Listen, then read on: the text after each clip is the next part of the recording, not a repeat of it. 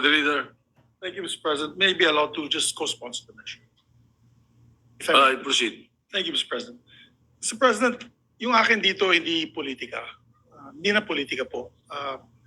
Whether I'm administration or on the other side, I'm for the country. You know that. I'm for the Senate. I believe in the Senate. And I believe the leaders of the Senate, the leadership of the Senate, and of course the leaders of our country. We want our country to move forward.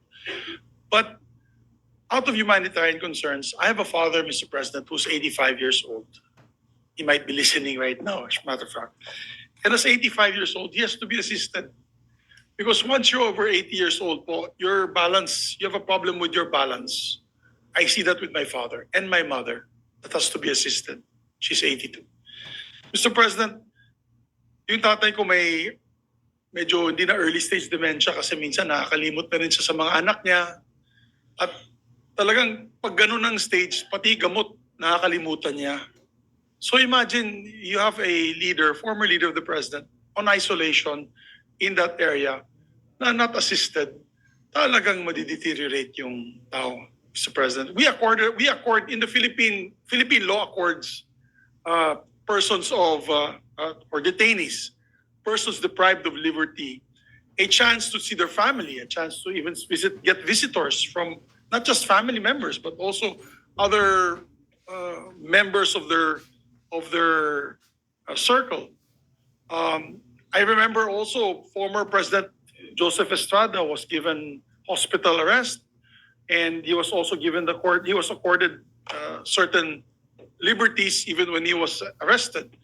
Former President Gloria Macapagal Arroyo also was given hospital arrest and given certain liberties also while arrested. Ako hindi na po ito politika. Huwag nyo nang isipin, DDS o Marcos or kabila. Hindi po. Ito po, I'm speaking as a son who has a father that has the same illnesses that the president is feeling right now. So mine is more a humanitarian, compassionate request. That's why we toned down the resolution, Mr. President. Ginawa ko na lang po one-page resolution, just showing in view of his age and deteriorating health, asking the ICC, we're just appealing to the ICC to allow it within the rules. It's allowed within the rules. As a matter of fact, there has been instances in the past that they granted this kind of privilege to persons with deprived of liberty. So yun lamang po, Mr. President. I don't want to belate the point any further. Hindi po to politika, hindi dahil ganito ganyan. Walang political color to. It's just for humanitarian reasons, Mr. President. I know some of the families who are victims who would probably be angry at me, and I understand that. Pero yung akin siguro, if the position was done on anybody, sabi nga ni Senator Alan, may it be anyone, as a Filipino citizen, deprived of liberty abroad, we always grant the help that we can. As a matter of fact, many death row inmates who've done karumal-dumal na krimen sa ibang bansa na Pilipino ay binibigyan po natin ng legal assistance. And also, we try to push for their clemency. As a matter of fact, marami pong binigyan ng clemency in Middle East countries. Kapatid na nakikinig po sa akin na yun. Mr. President, to co-sponsor the measure, we'd like to also recognize on the line of sponsorship, we have Senator Bato de la Rosa, Senator Bongo, Senator Robin Hood Padilla, and Senator Jinggoy Estrada. May we recognize, Mr. President, Senator Ronald Bato de la Rosa. Nominal voting, some would like to vote one way or the other, Mr. President. We'll respect that. And I just ask that if there's an explanation, we can do it after the vote, Mr. President. So I move that You are yes, seeking a nominal vote, for the resolution. and the explanation of the votes would be Given after, Mr. President. after the voting. Yes, Mr. President. If they want, if they wish to. Well, what if we would want to explain our vote? You before? may, Mr. President. This, of course, it was just an appeal, but you may. Usually, by tradition, we do it after. But if you want to do it while you vote, Mr. President, then we will. Of course, Sometimes the accede vote to that we the make, President. because sometimes the vote that we make, the explanation is no longer listened to. Yes, Mr. President. You know, I understand. so that might be able to Yes, Mr. President. explain to the people, the public, and the colleagues why you are voting for that particular or your choice or decision on this vote. Yes, Mr. President. So, is there no period of interpellation? No more in period of amendments? No more, Mr. President. So this is the PS Resolution 144, 144, which Mr. President. you drafted, Yes, and Mr. President. different from the other resolution, the original resolution Yes, Mr. filed. President. This is for me, this would have been the best compromise, where we're focusing only on the humanitarian issue at hand, Mr. President. All right. So move.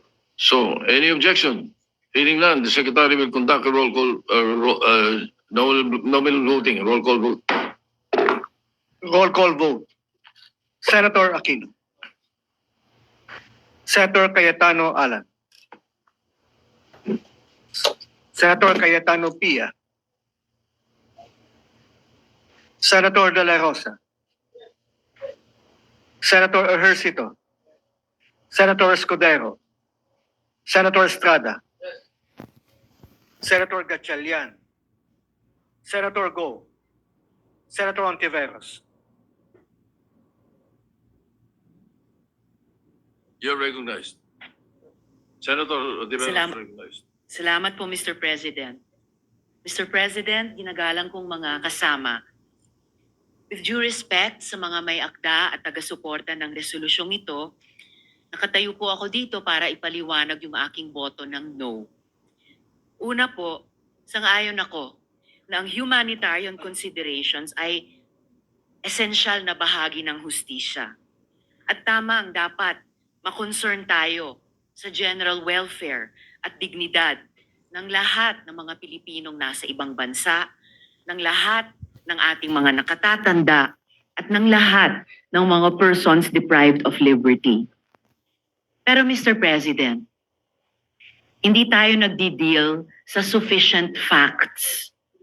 Wala pong indikasyon na ang ICC ay nagpapabaya sa pagbantay sa kalusugan at kagalingan ng mga taong nasa kustodiya nila. May panayam rin po, ilang araw ang nakalilipas, kung saan sinabi ng pamilya ni former President Rodrigo Duterte na he is well, even jolly, at kaya pa ngang makipag-usap tungkol sa maraming topic, kasama ang politika, flood control, at love life. Ang panawagan para ang gobyerno ay mag-advocate para sa interim release o house arrest ni former President Duterte, maaring nakakouch sa humanitarian terms. Pero nagmumukha ring isa pang halimbawa ng ating gobyerno na nagbibigay ng special treatment sa isang makapangyarihang individual. Tila ba'y isa na naman itong patunay na ang batas ay marahas sa karaniwang Pilipino, pero malambot sa iilang may kapangyarihan. Kapag ordinaryong lolo ang inakusahan ng nagnakaw, pwedeng kulong agad at di makapagpiyansa. Pero dito, gobyerno mismo ang lumalaban para bigyan ng house arrest ang isang taong akusado ng mga napakamabigat na krimen. Totoo po na ang International Criminal Court mismo ay nakapag-grant ng interim release sa iilang exceptional circumstances. Pero pantay na importante, ang ICC ay nag-deny ng mga ganitong request kapag ang interes ng hustisya at accountability ay hinihingi ito. Alalahanin po natin na ang mga international courts ay nakapag-deal na sa maraming aging prisoners. Ratko Mladic and Radovan Karadzic, both convicted for genocide and crimes against humanity, continued to serve their sentences well into old age. And in fact, just this year, Mr. Mladic asked to be released on humanitarian grounds, claiming that he only had a few months to live. The court still denied him, ruling that his medical condition did not meet the threshold of an acute terminal illness that would justify release. Their continued detention was not seen as inhumane because their crimes were too grave, too devastating to entire communities. Totoo naman, si dating Presidente Duterte ay hindi convicted. He stands accused pa lamang. Pero kahit sa kaso ng mga accused persons, nagpakita ang ICC ng pag-iingat. Laurent Gbagbo, the former president of Cote d'Ivoire, was denied interim release precisely because the vast network of supporters he commanded, which posed a risk to victims, witnesses, and to the integrity of his day in court came, and he walked free, not because of an early release or house arrest, but because of a judgment. Si dating Presidente Duterte, the path there is through trial, not through early release or house arrest. Kung tunay ngang may sakit ang dating Pangulo, hindi ba't ang solusyon ay dalhin sila sa ospital sa The Hague, Netherlands, habang binibigyan ng angkop na tulong at suporta mula sa Philippine Embassy doon? Mga kasama, ang mga atrocities ng tinatawag na war on drugs ay hindi mga guni-guni lamang. Sila ay mga winasak na buhay ng libo-libong mga mahihirap na Pilipino. Sila ay mga hiyaw ng mga nanay at tatay na ang mga anak kailanman ay hindi na umuwi. Sila ay mga walang markang libingan at yung kultura ng impunity na hanggang ngayon nagmumulto sa ating lipunan. Hanggang sa araw na ito, yang mga pamilya ng mga biktima ay nagdedemand pa rin ng hustisya, katotohanan at accountability, habang patuloy din silang natatakot para sa kanilang mga buhay. Samantalang dito po tayo, nagsusulong ng humanitarian considerations para sa individual na mismong akusado ng mga krimen laban sa kanila at laban sa humanity. Noong 2016, sinabi ni Presidente Duterte na wala siyang pakialam sa human rights sa kanya. Immune siya dahil matanda na siya pagkatapos ng termino. Sabi niya, wala silang laban. Tama ba si Presidente Duterte? Ang resolusyong ito ang magiging sagot ng Senado sa tanong na iyan. Alang-alang sa pagrespeto sa hustisya, fairness, at alaala nung ang mga buhay nila ay ninakaw at winasak. Ipagpaumanhin niyo po, Mr. President at mga kasama, hindi ko po in good conscience masuportahan ang resolusyong ito. Bumoboto po ako ng no. Salamat po, Mr. President. Yes, proceed. Senator Lacson. Thank you, Mr. President. If only for purely humanitarian consideration and for a fellow Filipino who is incarcerated in a foreign land, hindi na po bale na siya ay tunuring kong kaibigan nung siya ay mayor pa ng Davao City.